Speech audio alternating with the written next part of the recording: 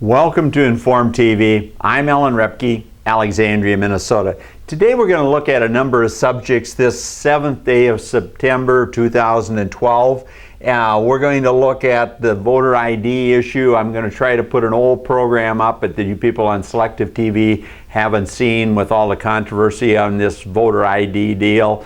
We had some opinions on from the Democratic friends here a week ago on a program that you viewed, and you see others on other sources. So we're going to show you from a people of color standpoint that because a lot of times it's billed as a racist issue, which of course it's not. But and then we're going to read some fan mail here. We're going to look at a golden parachute, which is really crop insurance. And I wanted to make sure you listen to the program I had with Farm Doc, and it's clumsy. It's not my best work, but it's some fantastic numbers there that need to get out, and I want you all to look at it and react to it, because it's your tax dollars. And the truth hasn't been coming out on a local basis or a national basis, but this truly starts the process.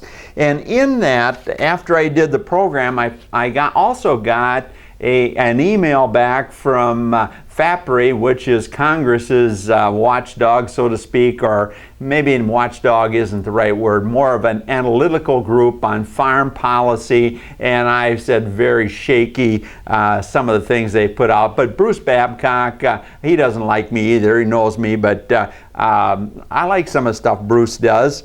And he sent me an email basically confirming everything we talked about with Farm Doc. And the examples I point out where he says here, if the harvest price doubles from $5 to $10, then the liability increases from $100,000 to $200,000. Just like I was trying to point out to Farm Doc, and I want to point out to you folks of how incredible this policy is. You talk about the ultimate insurance, people. Crop insurance is the ultimate insurance. And to think we had paid public employees, that we had congressmen and senators from farm country that participated in this, people, there's a lot of people not should be just fired or thrown out of office. There's a bunch of people that should go to jail. And if you want to clean up government where they start looking out for the people again, help me target crop insurance and this super golden parachute that they put together to cover all the good old boys, the people of wealth that cannot afford to lose money. You can lose your home, be thrown out in the street. You can be in a situation where you can't have health insurance, and but now the Obamacare is going to come in. At what cost to get that done? We all should have health insurance, and it should be part of all jobs, and much cheaper than Obama's talking. But we have to get, I think, just universal health care. That's what Obamacare is going to come, because all these corporations that are bitching about it, they're going to come into the government pool. So let's think rationally here in this whole process. And I'm going to flick this off for just a second to show you also why this taxpayer issue, this front and center election issue, especially here in the farm states. And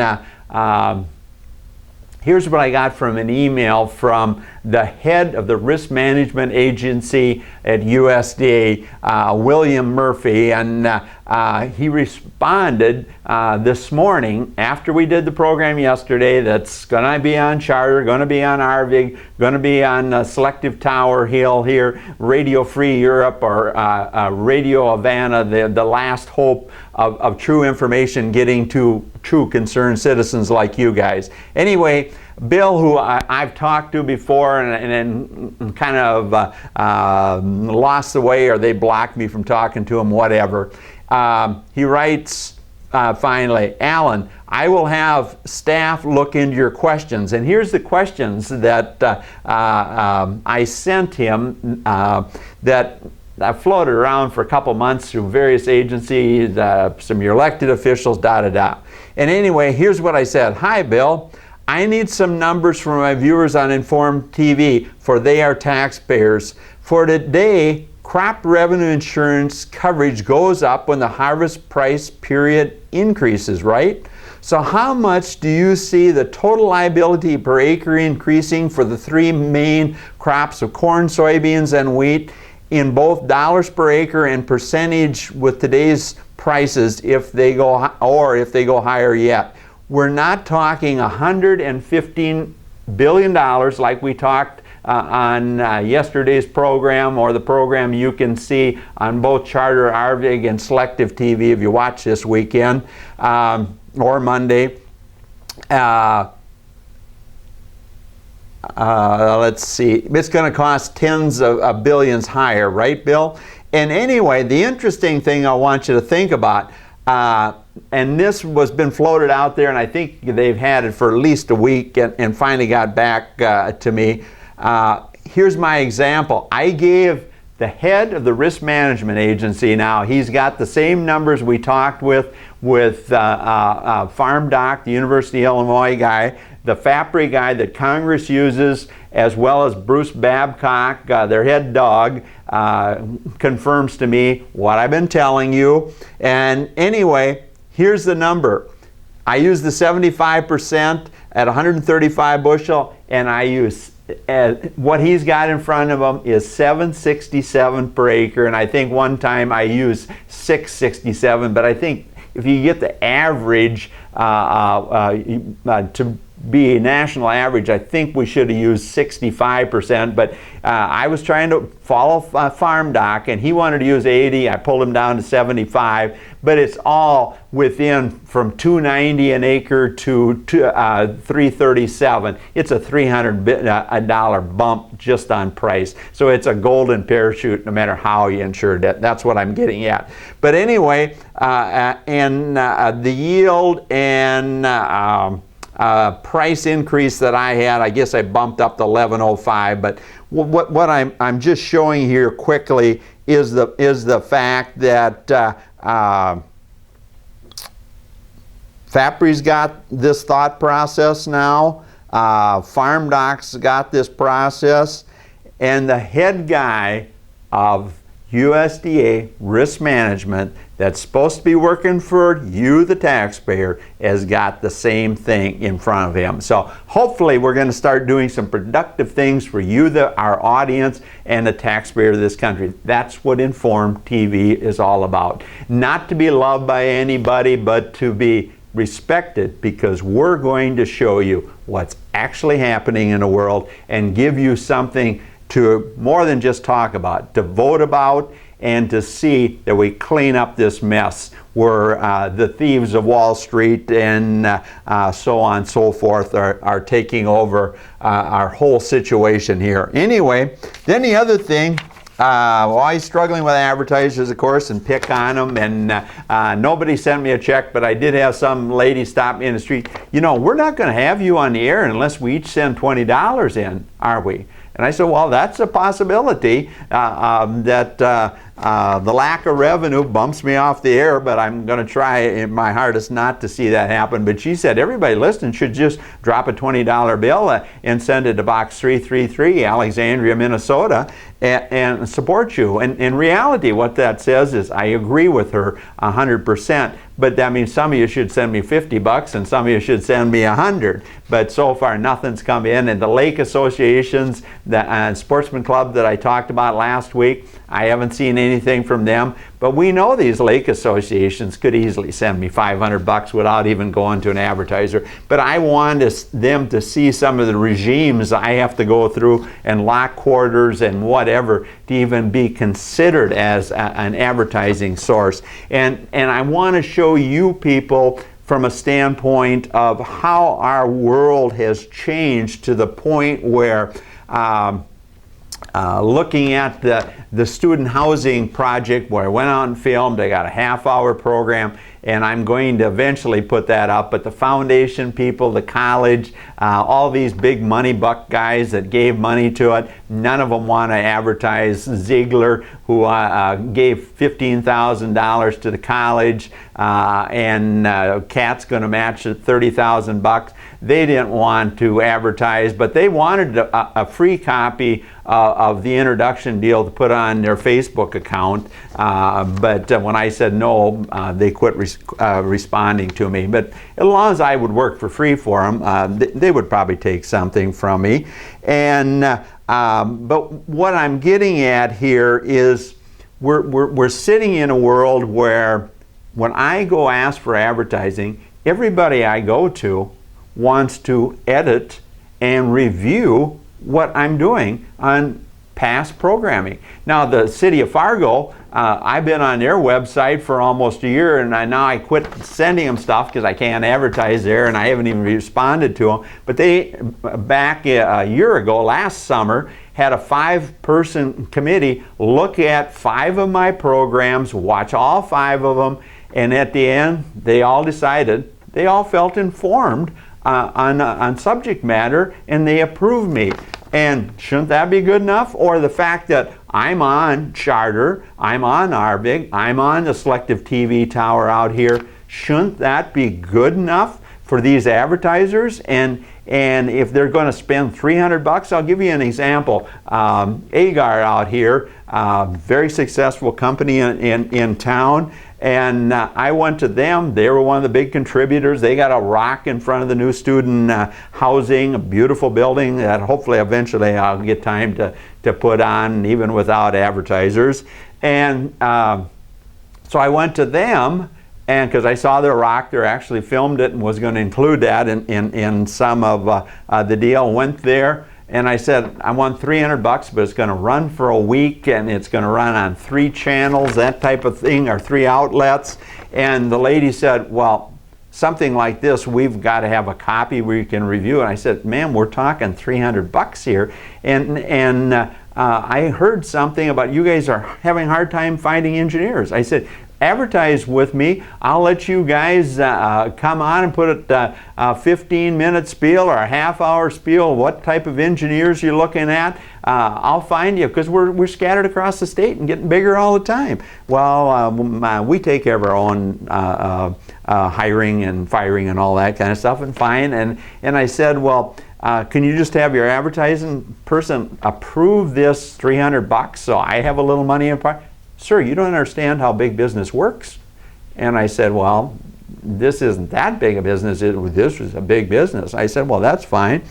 And I said, what's the deal? We're only talking $300 here, and you need to review the program or programs to spend $300 at a one-time shot, because I'm not getting anything from you guys as a long-term relationship. We said, this is going to have to go to the president of the company. And I said, you just told me, or maybe I'm thinking in my mind, that this is a big company that doesn't have time to deal with little people like me that talk to the little people in the community that either work for AGARD or the other big manufacturer out there. I can't think of their name right offhand, so I guess they're lucky. But $300, it's got to go to the chairman of the organization? Yeah.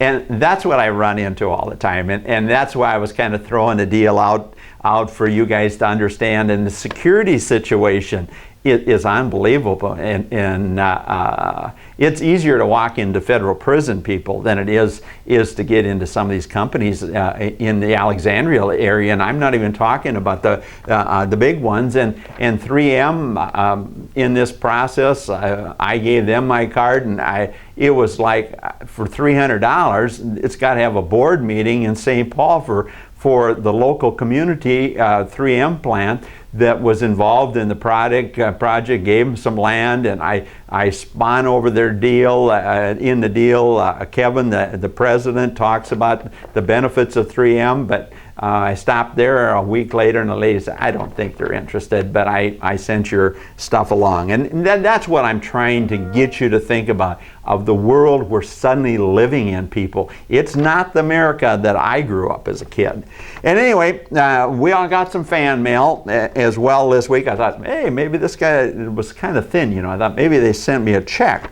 And I opened it up. Instead, it was fan mail. And here's how it said. It was mailed in Fargo with no return address. So we must have either somebody local that drove all the way to Fargo to mail it or whatever.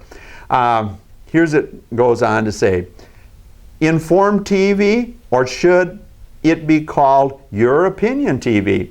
Well, it really is in many ways. You know that, but it's based on a knowledgeable lifestyle. And then it goes on to say, not very rounded views. There is information on both sides of an opinion, it says. You blackball all that choose not to advertise on your show. Well, we're not blackballing anybody, people, but if we're going to be valuable to the community of sound citizens like yourself that are trying to figure out how can we be operating a government, how can we be operating a world, how can we allow our churches to go on, our schools to go on, when business is booming, our farmers are booming, the executive pool is booming, yet we've got people losing their houses, we've got workers, every time they get a new contract, they might get a few cents more per hour, but they pay a bigger share of their health costs, and da-da-da-da-da-da-da. The cars get older in everybody's driveway every year. And so it goes on here to say, I see supporting those that do advertise, but let's try being informed on both sides on any issue, and we try to do that. We're trying to bring that out. Feels like it's your view or the highway. Well, I actually appreciate the guy listening. Even that's the ultimate compliment. If you hate me and still listen, that's good. Then it goes on, P.S. An informed voter or citizen would watch both the Republican and Democratic convention. Now, evidently they watched when we walked into the local Democratic piece here, our office, and you seem proud to have not watched the Republican convention. Really, that seems and is misinformed TV. Well, here's the whole point on why I didn't watch. I mean, I'm 62 years old. I've watched these things since Ike's day, I suppose, and I knew what they're going to talk about. And the interesting thing about the whole convention process is I said that he or she is right when I was at the Democratic booth, that I hadn't watched it. There's some clips. And yet, that very night, I did watch it. And it's just the opposite of what the experts are saying. When I went home, I left the studio here right before 10, like I do a lot of times, and to get home to watch the 10 o'clock news, and I flicked on 9. I knew the other networks were either have football or whatever, and this was for the Republican side. So I flicked on Channel 9 because I watched the news the night before there, but in the process, they must have picked up the last night of the Republican convention, Fox News as well. And so here was Romney. It was 10 o'clock when I thought I was going to be able to watch the news, and here's Romney. So I listened to about, 10 or 15 minutes, you people that watched it all, went on, and all the pundits said how bad it was. I thought it was the best break Romney could have got, because I thought he did incredible from 10 o'clock on to the end of his speech. And I listened to it, and in fact, I've got some comments here before we run out of time on what I believe Romney and the Republicans can do. And then, what happens with these experts? I left here again thinking, when the Democrats are on, thinking that, well, Fox News, my Fox, or whatever they call themselves in the cities, will have regular news at 10 o'clock. And I flick it on, and here's Bill Clinton. And he went way over the time. I didn't hear the pundits criticizing the Democrats for letting Bill run over the allotted schedule, because they'd all said, Eastern time, they should have utilized the 10 o'clock block. But anyway, when Clinton did, it was all fine. And Clinton was talking all this time about, you should do this, you should listen to me. And but all I was seeing was, I did not have sex with that woman. And when I talk about his economy that he was bragging about, Bill Clinton hired Rubin, the Goldman Sachs guy, to let the tech bubble go up, let everybody run up big dollars on their credit cards, start mortgaging their house a second and third time. And he blew this artificial bubble up. And imbalance, he didn't balance the budget. He just pushed the money supply up artificially. That a lot of what we're facing right now is Bill's problem as well as Bush's problem. And but nobody wants to talk about that. And the Democrats want to talk about their family values and stuff just like the Republicans. But at the same time, when I'm watching Bill talk about, and by the way, you also saw the highway patrol issue here, where the highway patrol in Minnesota, when I said, hey, we got a state senator accusing the governor of popping pills, why aren't we drug testing him? And the Minnesota highway patrol sends me back, that's not a law enforcement issue.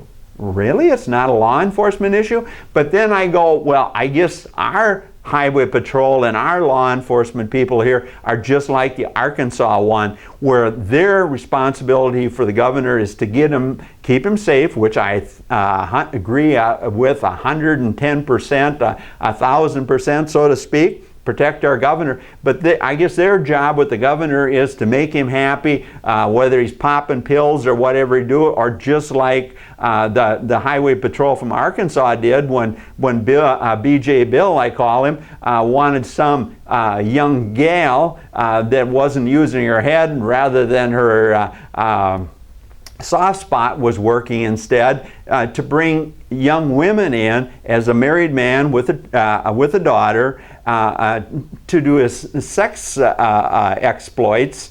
And now the Democrats want me to watch Bill Clinton and use him as an example of what we should trust in this whole thing.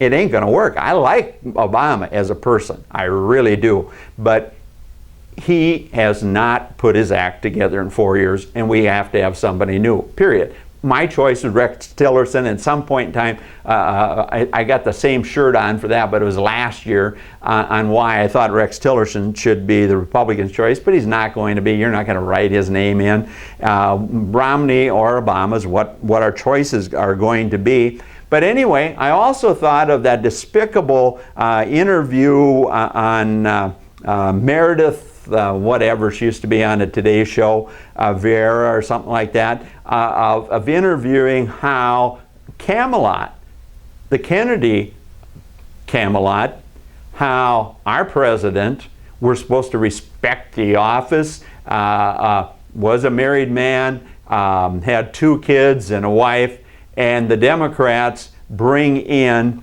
a 19-year-old naive, sex-driven virgin for the president.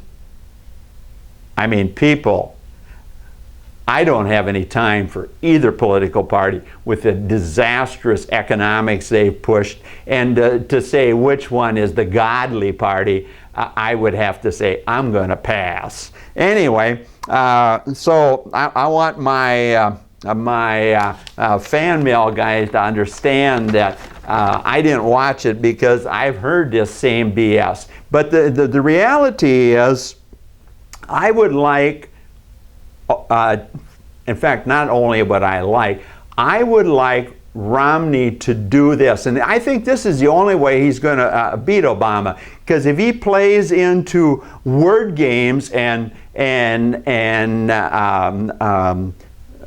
quick talk or whatever you want, I'm missing the phrase, I think he's going to lose. If I was Romney, and when you look at his age, I didn't think he was as old as he was. I would say, I'm going to be a one-term president, and you can mark my word, I'm not going to pull a Paul Wellstone on you. And I'm going to be a one-term president.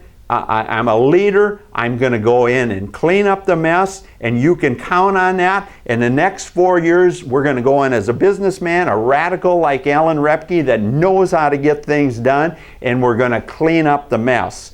And after 4 years, you're either going to, if Ryan wants the job, or if after getting Obama out for 4 years, if you decide then after 4 years of real parenting government, you want Obama back, fine and dandy. Make your choice then. But it's time in the 2012 ballot that we become responsible citizens and clean up the mess in Europe and around the world, and especially in our own platform. I'm going to be a one-term president, come heck or high water, and you can count on that. And then at the same time, I would go to on the health care and all these profit issues. I would send Paul Ryan to the mythical city called Alexandria, or the city of knowledge. What was it? Alexandria the Great, or something like that.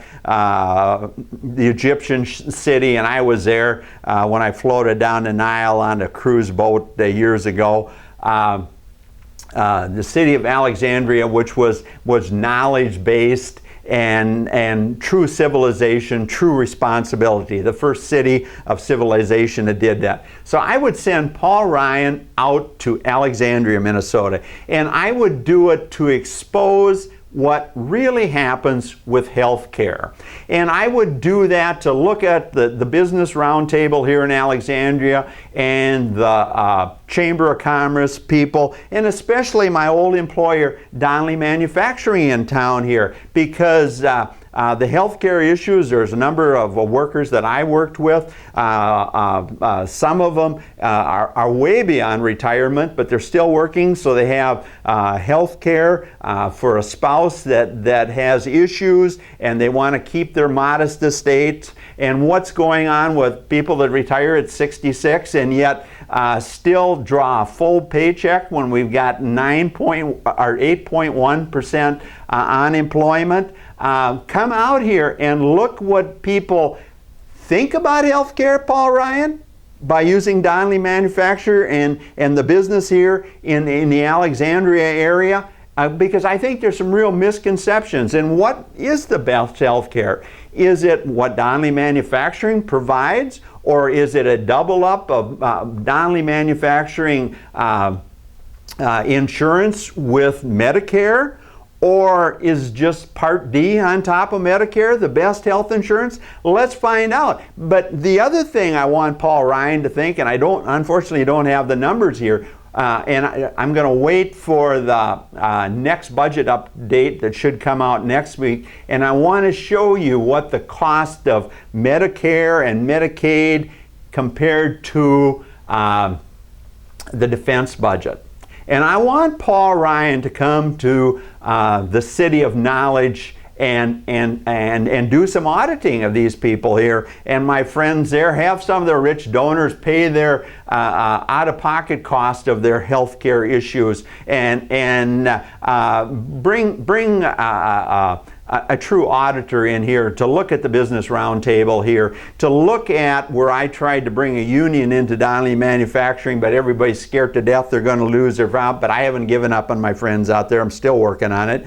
And anyway, see what if they would just get a fair piece of the pie at the end of the year, work for the same wages, but did the management and ownership of Donnelly or the Business Roundtable or AGARD, are those guys taking all the pie and leaving their workers with the crumbs? That's what I got out of the convention, my friend, my fan, and I thank you for writing the letter, and I thank you for listening, as all you. But the reality is, you Republicans, you Tea Parties out there, you concerned citizens, send Paul Ryan out here to Alexandria, this city of knowledge, and it truly is if you talk to the right people and you get a little direction of what you should look at. and I think Romney will be our next president. If he listens to what Alan Repke just told him, Inform TV, for sure come out and do some digging with auditing power, and we'll all be really, really informed. Thanks for listening to Inform TV. I'm Alan Repke.